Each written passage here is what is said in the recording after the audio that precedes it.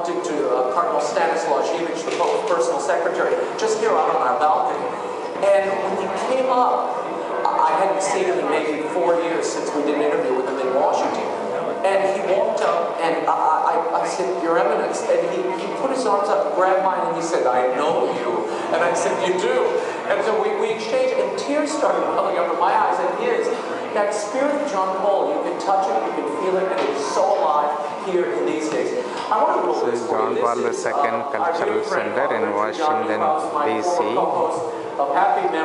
Right now it is known as Blessed John Paul II Shrine, and in a few hours, maybe in another hour, it will be named John Paul II, Saint John Paul II Shrine. We have special events arranged here, like the Blessed of the Blessed Sacrament.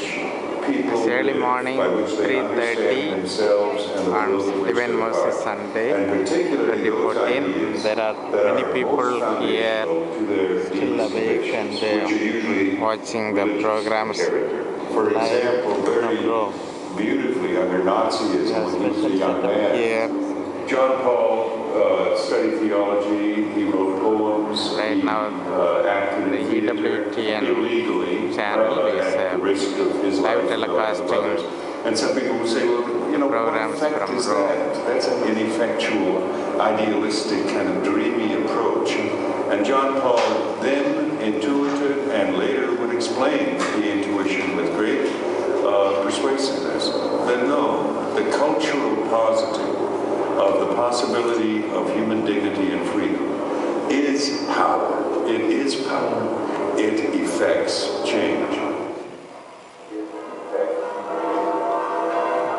There is nobody like Father Richard for sort of summarizing where we are.